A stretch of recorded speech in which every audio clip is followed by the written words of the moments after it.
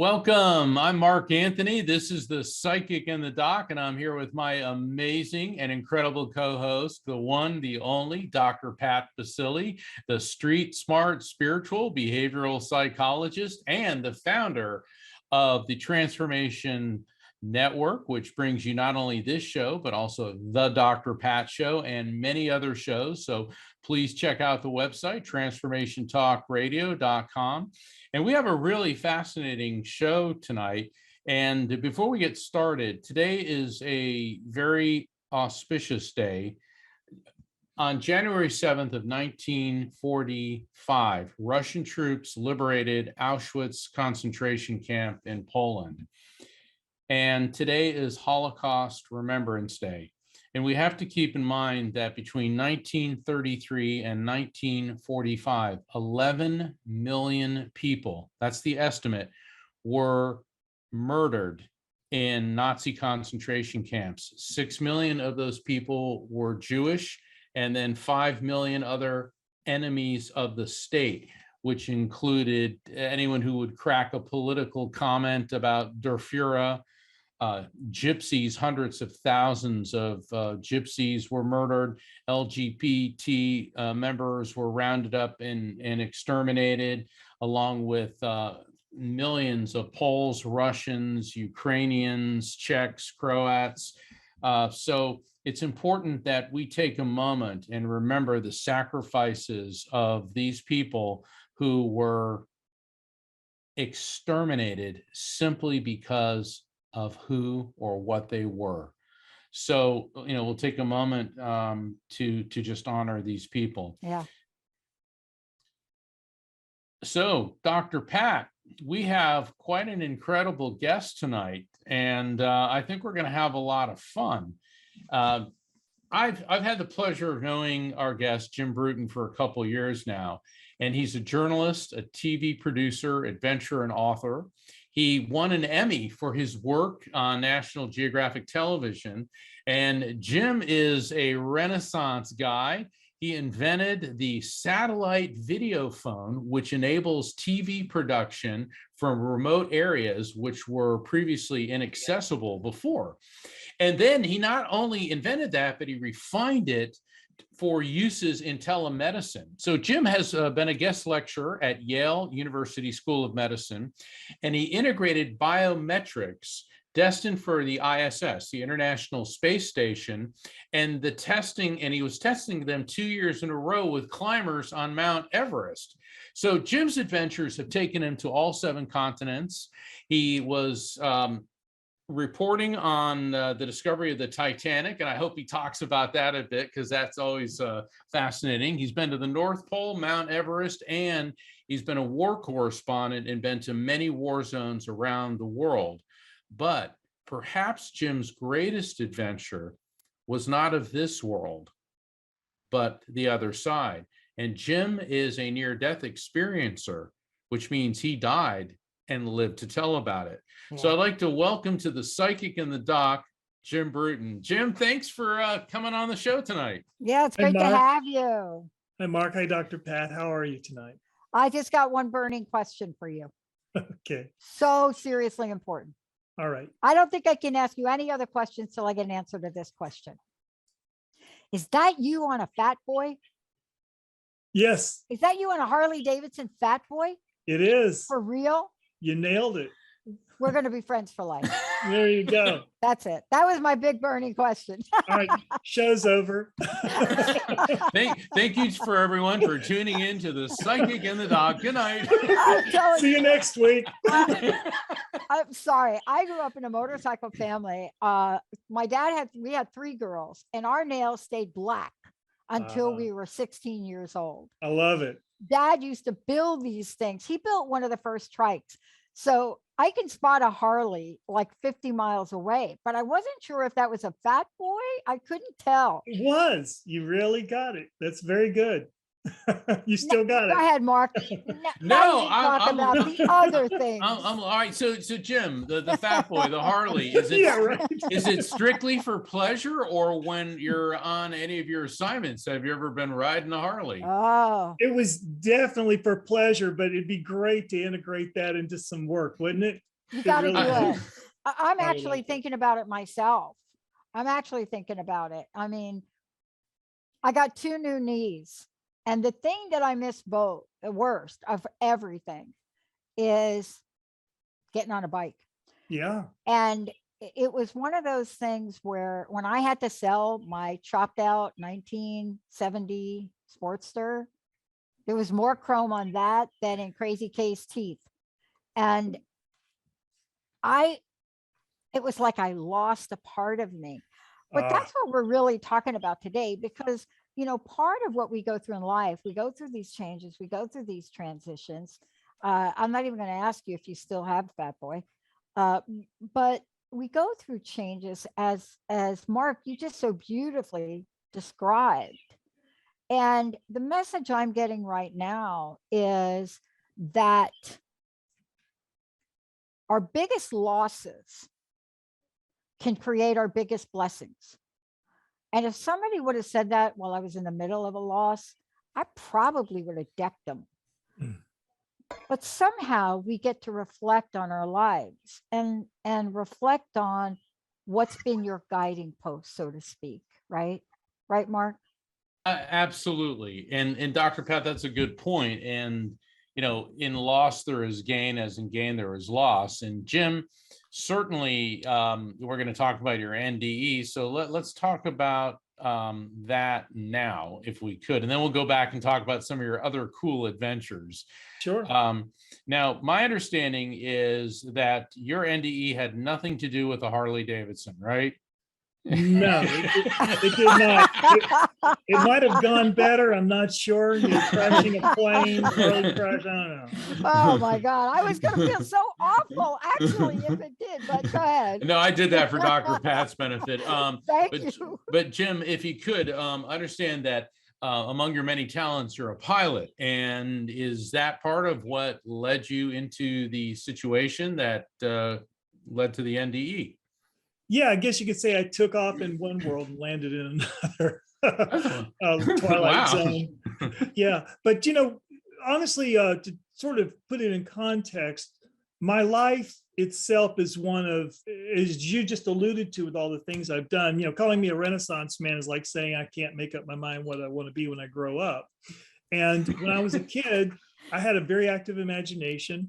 I would sit there in the 1960s looking at popular mechanics. When are we going to get the flying saucer in the garage or the jetpack that fly, or when are we going to the moon as tourists in the year 2000? I was also interested in inventing things and like I said, with science fiction, it's the infinite worlds of maybe, it's a future of possibilities. And I was also interested in wildlife programs like Wild Kingdom. And then I was also interested in old airplanes. My dad learned to fly when I was in the first grade. So in the 60s, a couple of cool movies came out, Magnificent Men and Their Flying Machines, about a 1910 air race to France, and then the Blue Max, which was World War I. And I just fell in love with that age of aviation because the aircraft were so beautiful. So fast forward as we unfold the years, I went from watching TV to making it. I lived in Africa off and on for 14 years. And as you said, worked with National Geographic, and my work was recognized with an Emmy. And then it was out there that Disney came to scout a location, had a satellite phone. And I realized, wow, I can probably figure out a way to push video over this. And I was the first person in the world to do that. And then, like I say, we further modified it for use in telemedicine, had more adventures. And eventually that led down the path to becoming a war correspondent for NBC News. So that was just an example. But later on, I decided to retire from the war business and thought, well, I need to do something with all this adrenaline. So I think I'll go build these airplanes I was fascinated with since I was a child. The first plane I built was a 1917 Fokker triplane, just like the Red Baron flew, but in my own paint scheme, it wasn't red. And that flew beautifully, and it's still flying with an original World War I engine in it. Wow. And then I said, now that I've done the macho airplane, I can build the whimsical Disney-looking airplane. Uh-oh. I hear an NDE in your future. Yeah, had a very un-Disney-like experience, I think. But what happened is it kind of looked like a soapbox derby car with, a wing right behind my head, one above my head, a big BMW motorcycle engine right in front of my face, swinging almost a 6-foot prop. And this was the second test flight on October 6, 2016. And while I was flying, I lost my engine. It just stopped.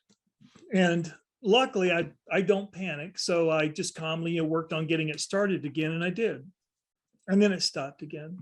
And where I live in Connecticut, there were a lot of, this was a grass field, grass airstrip, and around it were just a lot of hills, a lot of forests, and not a lot of great places to put down.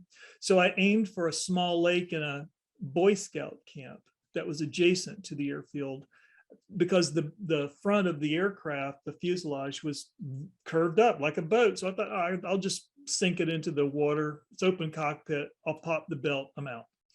Well, it didn't really work out like that, because as I came down, I came into ground effect, which actually slows your descent rate and extends your glide. So I cleared the bank. And again, remember, in the equivalent of a soapbox derby car, I crashed into all these tree trunks at about 70 miles an hour. Whoa. Yeah, the plane just turned into matchsticks. Basically, when I stopped crashing, there was no plane left around me. I ruptured both lungs, broke all my ribs, my right leg had multiple fractures. Other than that, I was fine, but that was not a good Other way than to- that, you're fine. Exactly. So when that happened, do you know when the NDE occurred? Did it occur do. at that time? Because it was at that time, because I know that you had to have been in the hospital for an extended period of time with injuries like that. Well, here's what happened. Luckily, there was a man fishing there because the park was normally closed, and he liked the peace and quiet. And then, of course, I went and ruined all that. But he ran over and called 911, kept me propped up, because again, I had no lungs to really breathe with. Yeah, So I was wow. kind of gasping for air. It was pretty touch and go. But the helicopter came in about 30 or 45 minutes later. It wasn't too hard to pull me out of the wreck, because there wasn't much of a wreck to be pulled out of. And they Wow. flew me up to the Hartford, Connecticut Trauma Center, and they were waiting for me. They just incredible. But I really don't have much of a memory of this. I just sort of pieced it together or asked people about it. So a couple hours later, when my family finally got there, I was in a breathing machine. I was intubated, had all kinds of tubes coming in and going out of me. I had already escaped from the restraints once, and they re-restrained me. And they said, listen, we've got multiple days of 6+ hour operations coming up, and we could lose them at any time. Some of these operations only have a 2% chance of success, and we should just put him into a coma. And they said, yeah, that's fine. Make it easy on everyone. So again, without any real clear memory, I'm just sort of doing the math. And my assumption is that when they put me into a coma here, that's when my near-death experience occurred. And I was out for a week. How long was my NDE? Who can say, because we all know how time flows differently there, but I'm willing to say, I was there for a week. I don't know, maybe it was a split second. But what's interesting is that when I came out of the coma a week later, it was clearly another week, because they transferred me to another hospital. It was another week before I really had a functioning mind and memory and all that. So it was interesting. While I was sitting in the hospital, when I got my laptop delivered to me so I could, look at things other than the TV, I looked at my emails, and I said, the last email I can remember looking at here was 2 days before my crash. So it's interesting that this moment of super lucidity, an NDE, is bookended with 2 periods of amnesia. Yeah. Go ahead, Dr. Pat. Yeah. I love that you're talking about that, because the reason that Mark and I do this, and this is Mark's wheelhouse. For me, I'm the person that had an experience and everybody thought I was crazy, and I ended up in a therapist's office. Because what you just described, they don't want to hear that. When you're talking, so you're sitting there, and the next thing you know, you're in an ambulance. Then the next thing you know, you've got 15 different tests, and they're asking you questions that you cannot answer intelligently. So if you're the average normal person, you make stuff up just to get them off your back, right? I Right. mean, think about it. Sure. You wouldn't really sit there to a neurologist and say, I was sitting at my computer.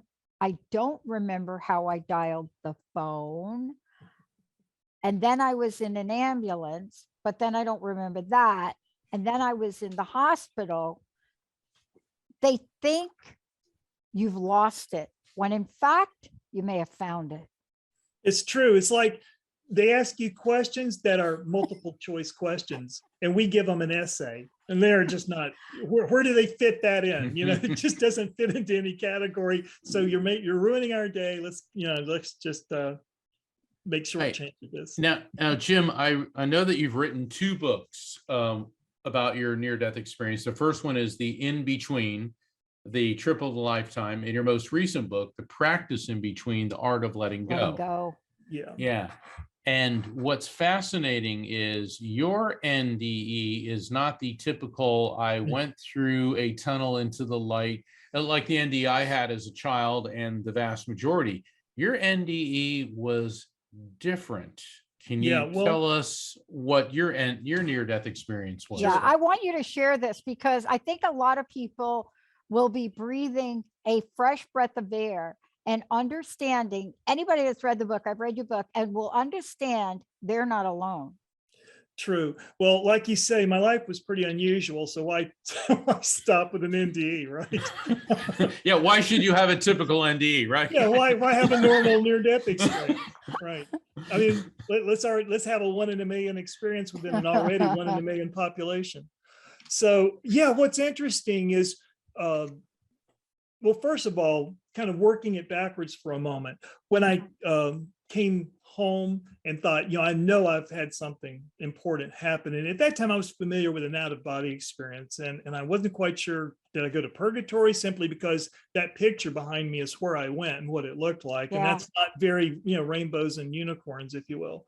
I didn't go through a tunnel, didn't see anyone else there, not to speak of deceased loved ones. Didn't see any angelic beings. I would say I had, in a very different way, something that was perhaps a more functional version of a life review. And then, everybody gets a big message. I got 2 sentences and I got kicked out. But there was more to the conversation than that. And so what happened was, basically, I teleported, if you will. It was like I just appeared on a terrace of a very tall building in this post-apocalyptic landscape. Like say, if you imagine whatever big city you live near or in, 1,000 years after the nuclear blast or the meteor hit or whatever. And I mean, just absolute devastation. So I looked around and saw that, and above me were these heavy, heavy clouds, just like the mother of all storms was going to cut loose. And I wasn't afraid or anything. I'm just taking it in. And we could talk more about how many times we hear about you have the active mind and then you have the observer mind. But this was all observer.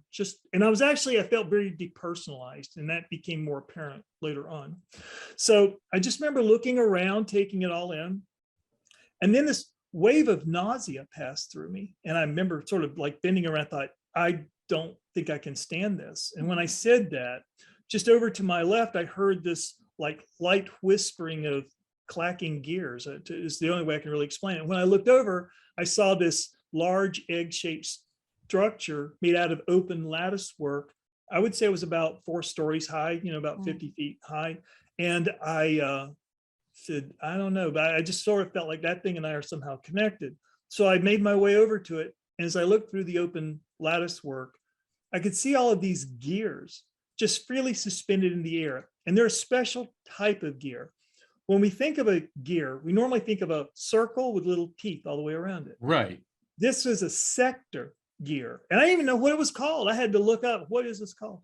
And a sector gear is a partial arc of a gear, and it's meant to move back and forth. So it has a beginning, a middle, and an end. And that's significant because of what they represented. So as I looked at them, some were very definite and in focus. Some were very ghost-like, and they would just pass through each other. And they were like idling. It was like they were just kind of moving around and idling, not really with seeming purpose at the moment. probably because what I'm about to say.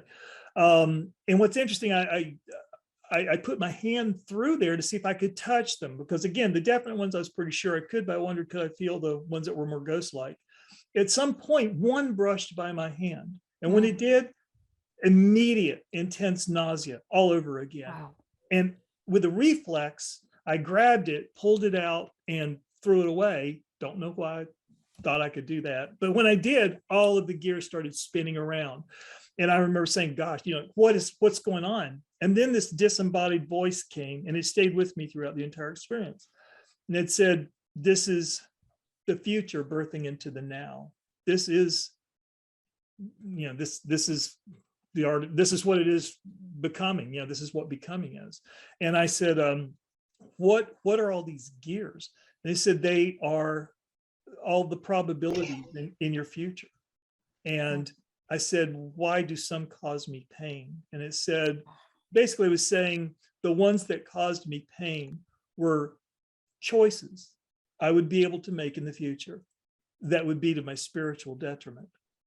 And it was like I was feeling the pain of making those decisions now as a measure of whether I would ever really want to choose them or not. Do you, I don't mean to interrupt, but I'm interrupting. So each of these components, each of these gears are different probabilities. Did it seem like these were predestined events, or that you had some form of self-determination, free will, or do you know?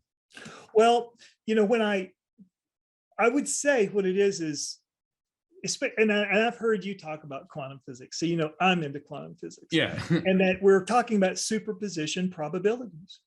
And let's face it, based on our bias, our fears, our willingness to be open, the number of superposition probabilities we see at any moment that make different choices available to us are different for everyone. Right.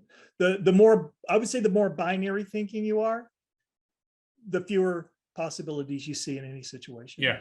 Because it needs to be this or that. I need to be a winner or I'm going to be a loser. It's us or them. I'm vaccinated or I'm unvaccinated. I'm Democrat or Republican, something like that. Right. But again, I was told I was in the in-between, and I got to see what that really meant. But I think the less dual-minded we are, and the more we're comfortable with the ambiguity in the shades of gray between the polar definite opposites, every one of those shades of gray are a manifold of a different reality represented by many more probabilities that are really there. We just have to be open to seeing them.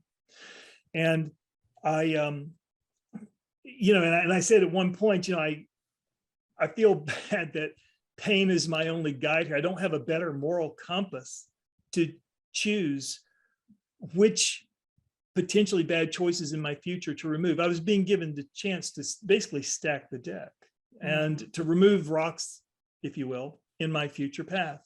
So it said to me, though, that all choices have unintended consequences.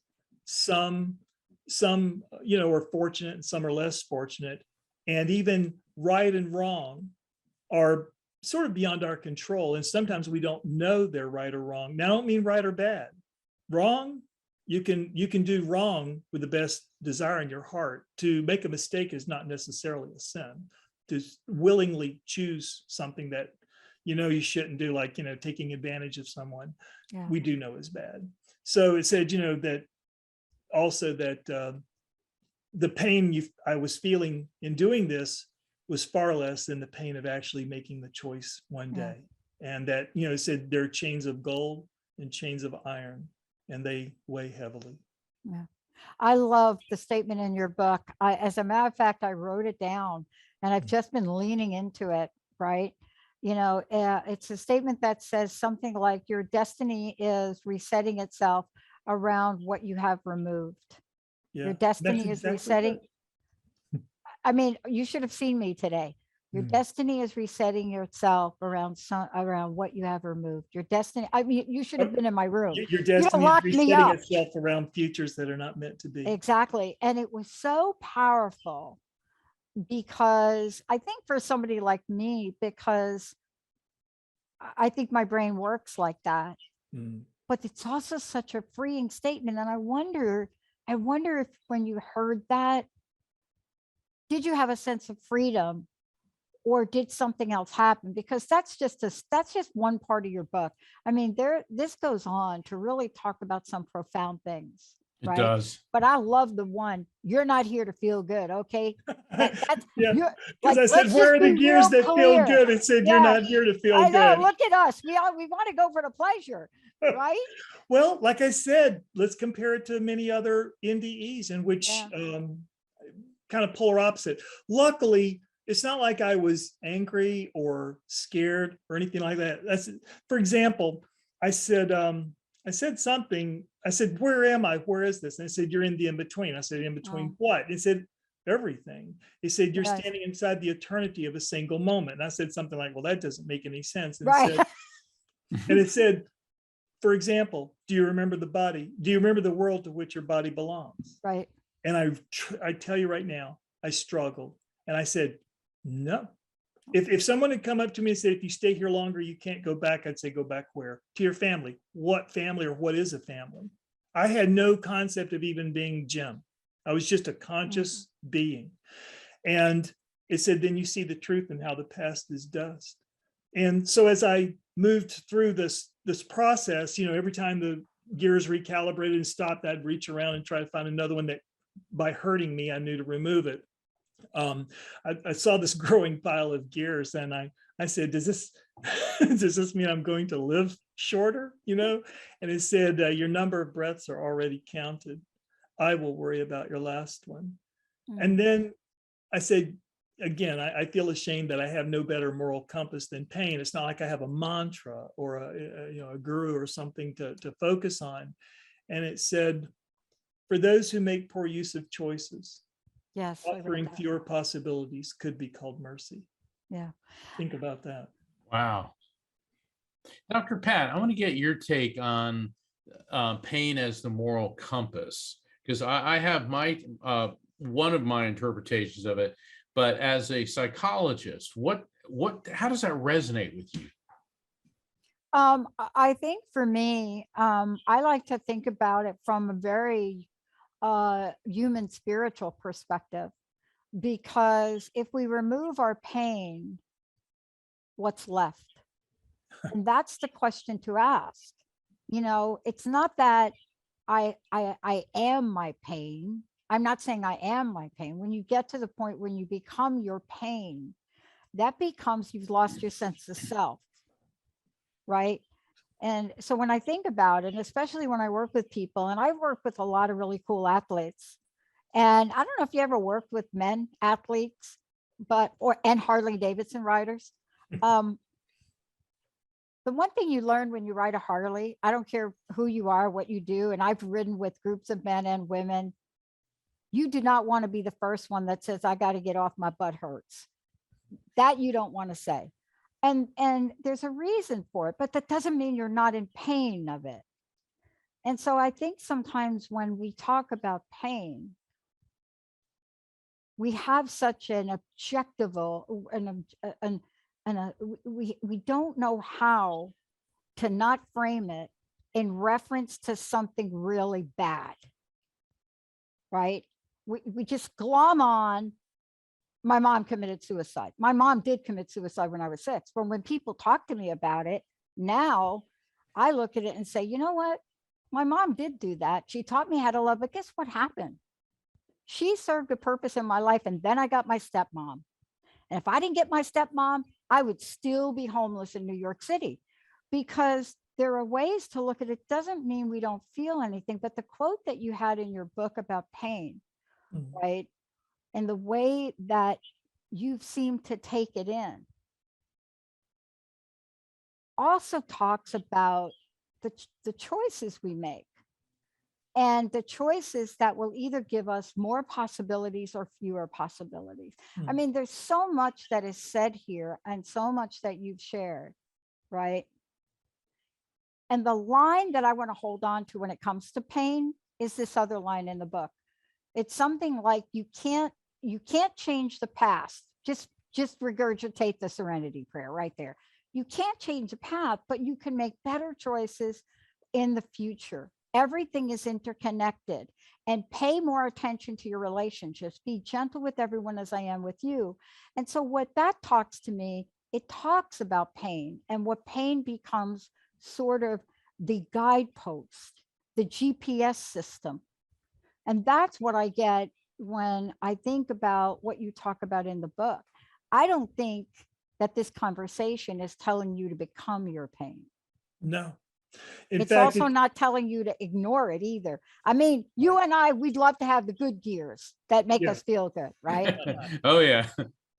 but you're right. And it's interesting too, because I mean, you've touched on so many points that grew into my second book, and about, you know, the sine wave of joy, sorrow, joy, Yeah. sorrow. And yet you had the main axis running down the middle of acquiescence.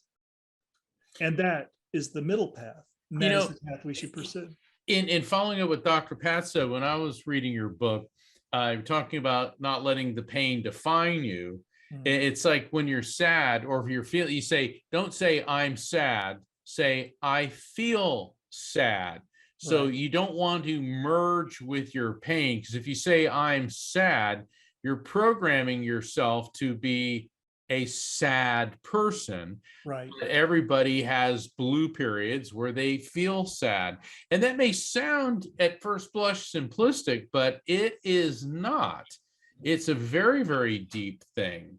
And what I really found fascinating, both your books are great, the In Between, and then the second book, The Practice In Between. But in the Practice In Between, there was so much of this that resonated with my studies of Zen Buddhism. And it's fascinating because in so many of the NDEs, people come back with philosophical and enlightened messages. And when you get to the real core of like the teachings of Jesus and the teachings of Buddha, they're very similar in this. It is in the letting go that we obtain. And it seemed like this profound NDE that you had. See, you just didn't have the, oh, I saw my Aunt Martha on the other side and she said, it's not your time and I have to go back. And I'm not downplaying those, because that's incredible as it is. Sure. But your NDE appeared to be designed by the in-between, by the powers that be, for you to bring back this almost Buddhist philosophy. Does that make sense? It makes so much sense. I have found, I mean, at first I was, well, I mean, I've always had a Eastern orientation, if you will, but it totally makes sense. And especially because, let's face it, so much of the most profound truths are woven with ambiguity. Read the Tao Te Ching, right? How ambiguous. I mean, it's like a bunch of fortune cookie sayings put together. Totally. You know? And like in so many Zen koans, most people walk away scratching their heads. And no shame in that. I mean, we all have to start where we are and go to where we're going and cross that chasm. So yeah, I mean, it really does relate, everything you're saying about that. The more Buddhist, the more surrender. But to your point as well, one of my favorite sayings in the Bible always has been, be still and know that I am God. Exactly. And when I was reading that, it said the real translation is much closer.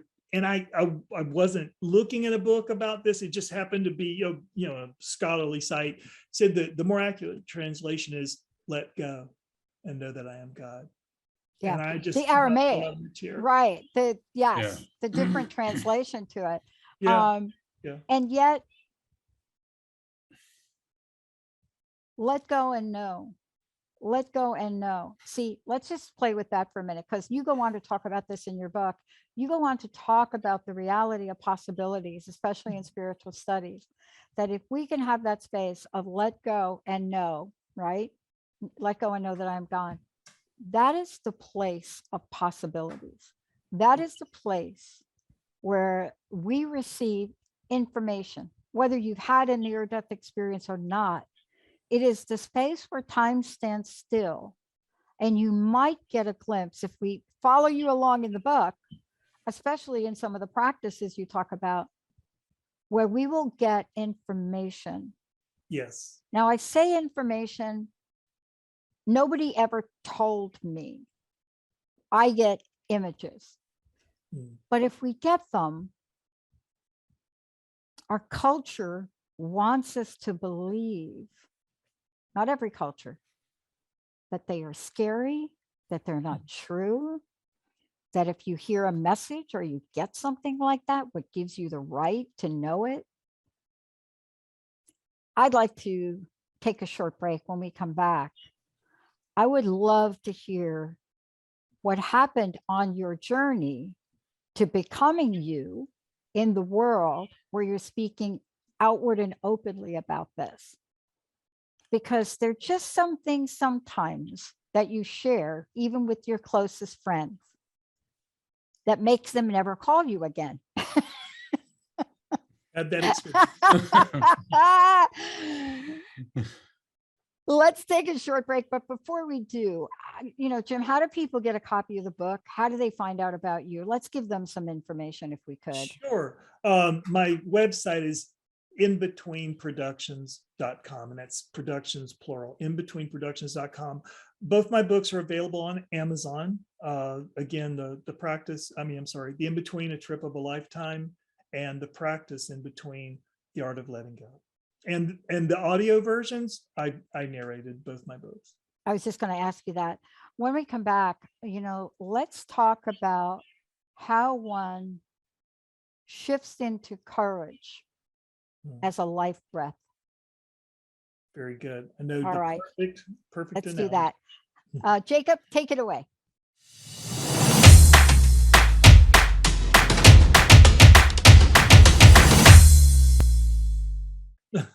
We'll do a show about it. Yeah. Welcome back, We everyone. should. Welcome back. It is so great to have all of you tune us in, turn us on. Before we get rolling, because we're not going to take another break, Mark, how do people find out about you? How do they get your information? Why don't you give everybody a heads up on that? Absolutely. My website is the same as my new book, afterlifefrequency.com. And I invite everyone to sign up for my newsletter so you'll know what's coming up. I've got 2 spirit communication events online coming up Sunday, February 13th and Saturday, February 19th. And you can find out about that by visiting my website's calendar of events at afterlifefrequency.com.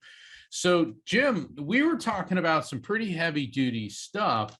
And the thing about your NDE, you went into this realm, this in between. And from a quantum physics standpoint, it almost sounds like you went into the Higgs boson particle. In other words, you were in the energy that's in between everything. And I find that fascinating.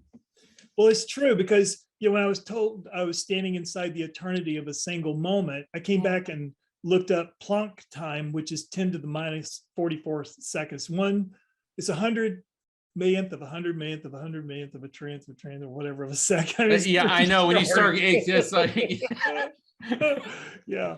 And then also, and when I was told it was, why was it called the impossible now? Because that's where I was told I was. It said because it's impossibly thin, but it's impossibly wide across universes. And then you come back and you start reading up on this a bit more, and you find out that over at CERN, the particle accelerator in Switzerland, whatever, said they took 2 entangled radioactive particles, so they know what the decay rate should be. And even though they're separated, their decay rate should always be synced. right. And what they did is they put one into the particle accelerator and accelerated it up near the speed of light, which changed its time frame reference to its entangled mate. And they knew that when they brought it back, and they saw how out of phase they were. And they said, based on this could be a true statement, that at the beginning of time, there is one particle, and at the end of time, there is its entangled mate. And if you were to change one right at the beginning of time, the one at end of time would change in sync with that. Which means that to them, there is no time, and that everything within right now, the current 14 billion years old of the universe, is in the now, is in the present. Time is just an illusion. I write about that in my book, The Afterlife Frequency, like you write about that in your book.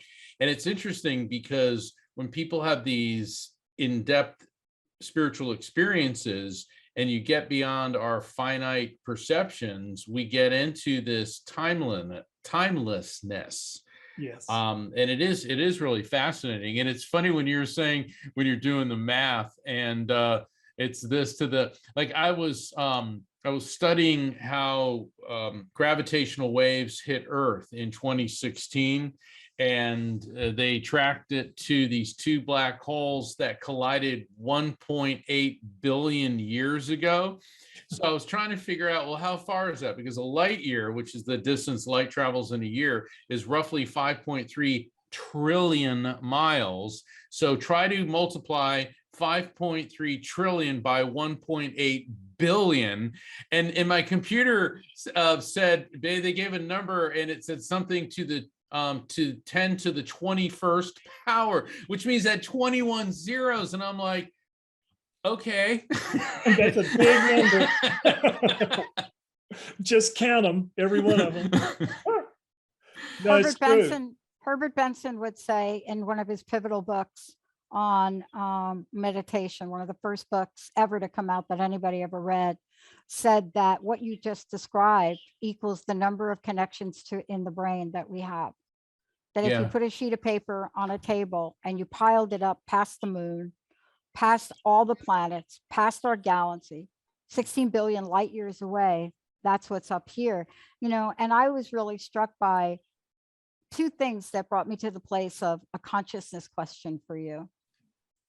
Because when I think about the science of this, I'm really struck by some of the other things that you grabbed onto. There's something in here where you wrote, and I sent this to my team, by the way. I sent this to my sales team. Wow. When you live life as a question, you no longer seek answers. You seek awakening. And you went on then to explain it further. And I love what you said about synchronicities and the role they play. Because my question to you is, when you have an experience like this, my words were, I'm different. That was the only thing I could say. I'm different. Doesn't explain anything, but the way you explain this is you talk about this idea that the synchronicity we're understanding is always beyond your grasp, but they're calling to you. Yes. What called to you after that? See, I know it's great for you and I to be sitting here chatting, but you are somebody before this and then somebody after it. Jim 1.0 and Jim 2.0. Exactly. That's what I'm trying to say. And probably going to 3.0, 4.0, 5.0, because see, this is under your belt now, right? Well, that's the integration process. And that's what, I mean, let's face it, after you're an NDE, it's all about the integration process. Every book you write after an NDE is basically you're living your integration out loud. You're asking different questions. You have different values. Different people resonate with you with no more effort than two tuning forks. You just feel this way and you respond this way. As far as what was calling to me or how I was feeling called, it's interesting. Again, part of that letting go means you are reacting to everything internally and externally in a different way. I'll be honest, when I went to marriage therapy to try to save my marriage, because 78% of NDEers get divorced, right? I mean, where'd my spouse go? At one point, I just looked over there and said, our marriage vows say till death do us part. What happens when one of us dies? No matter that we return. Our covenant is broken, and the only reason we stay together now is because we choose to. That truth was not well received, but it was the truth as I saw it. So what made me say that? I don't know. Just all of a sudden it was there.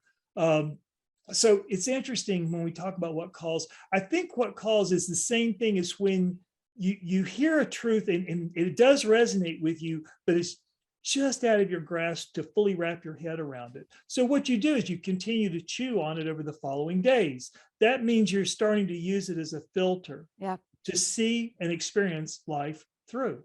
And so now your every word, every thought, every action is being tailored towards that truth's summation, because you're walking the path of that truth.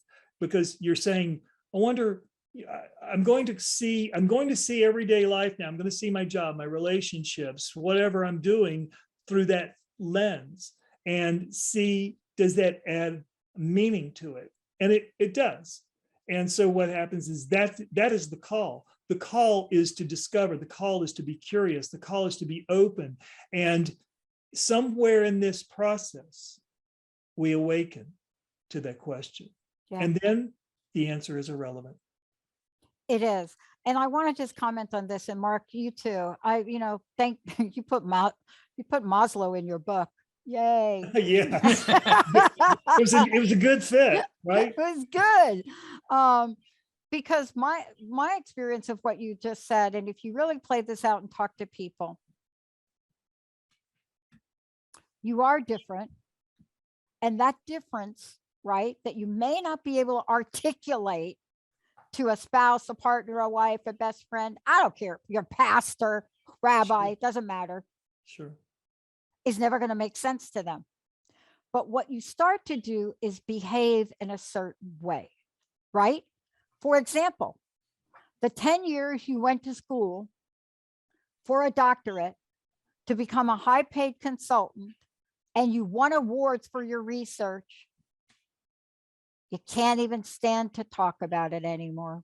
You turned down 5 jobs, and people just want to take you to therapist after therapist.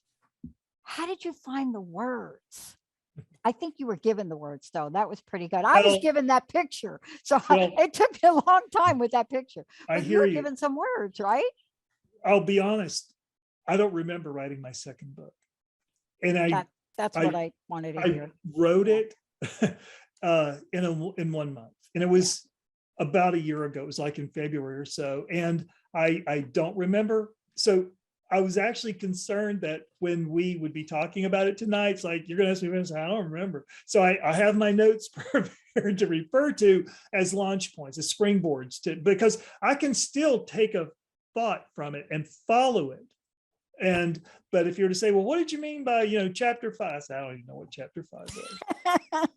but it's interesting that, and I would really like to cite this, that part of this not being in control, or the need to be in control of these things, was early one morning. I didn't sleep very well all night long. I never got past stage 1. And around 3 or 4 in the morning, suddenly it's like my mind saw these pages suspended in air in front of me in a nice even matrix. And when I looked at the pages, I could see words on them, and the words were out of focus.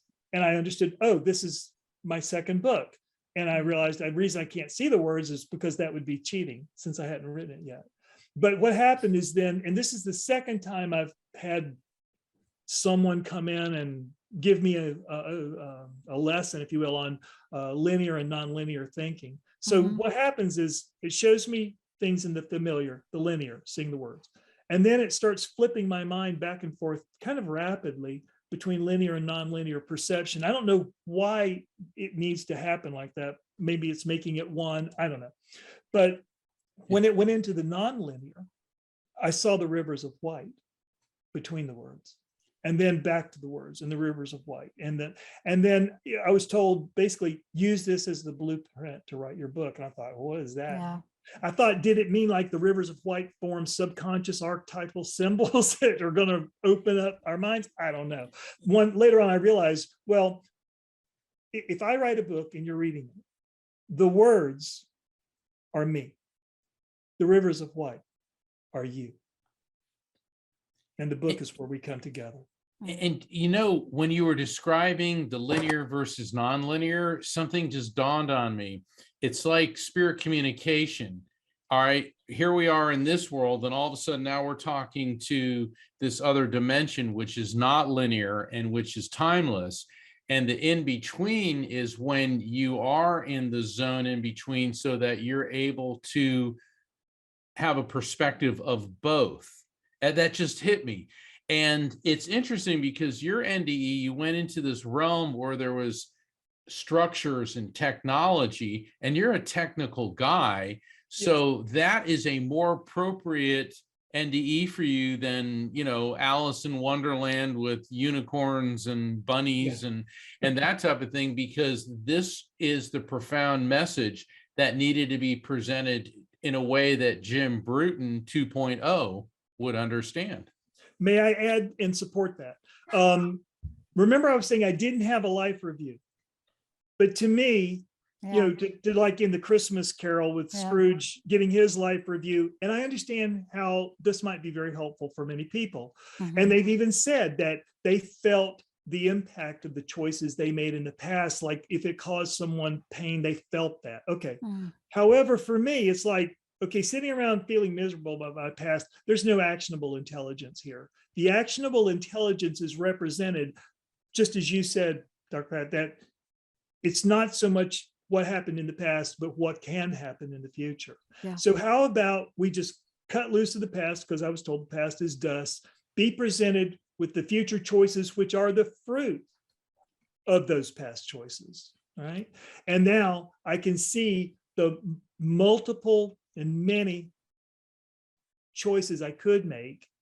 And now I have a guide, as weird as it is, for how to make certain choices and how to avoid others. And that's why I say it would, to me, it was kind of functionally, it was similar to a past life experience. I mean, to a life review, but it was actually something I could engage in, something I could say, now I can make some better choices right here, right now. That will, every day I'm living here, I can see how that better path is unfolding. And honestly, like you said, some people can't make that journey with you anymore. They may have been some of the gears I removed. Exactly.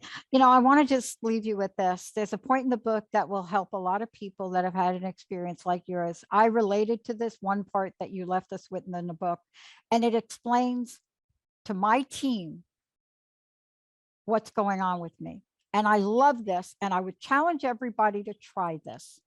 There's a part in the book where you talk about to wait to the very last moment. I'm paraphrasing. To wait to the very last moment possible to make a decision, and to let all the possibilities play out as much as they can. Thank you for reframing what my team calls me procrastinating. Would you, here's something I want to say. Today is January 27th. I wrote that exactly 1 year ago today. I read that paragraph 5 times. Synchronicity. Thank you. It is. But I think it was what it describes for me, and thank you for joining us. Thank you both today. Is you were talking about an experience that many people have not gone through. My experience was much like yours. And so it was never really validated. But the way you write about it in your book explains a lot. Thank you for coming out and talking about it, because this is the kind of stuff that helps people that just don't think they're okay. Right, Mark? Absolutely. And Jim, I'd like to invite you back sometime, because I think Dr. Pat and I just got started. So you have an open invitation to return to the show, and Dr. Pat and I will be back next week. I believe we have a call-in show next week, Dr. Pat. So we look forward to seeing and hearing from everyone again. Jim Bruton, thank you for being on the show. His website is inbetweenproductions.com. And I'm Mark Anthony, and this is Dr. Pat Baccili, and we are the Psychic and the Doc. Yeah. Hey, everybody. Thank you for tuning into the Psychic and the Doc with Mark Anthony and me, Dr. Pat Baccili, right here on transformationtalkradio.com. Hey, look, come back next week so we can explore with you more of life's many challenges and learn from fascinating guests. And you know what? Even Mark and me. We'll connect you and discover insights from people in this life and from the afterlife. Extraordinary problems? Yeah, they do. They require extraordinary solutions. But step into the world of possibilities with us on the Psychic and the Doc. That's every Thursday, 4 p.m. Pacific time, 7 p.m. Eastern time, right here on TransformationTalkRadio.com. That's TransformationTalkRadio.com. And don't forget, we're also live face-to-face on Facebook.com, Transformation Talk Radio.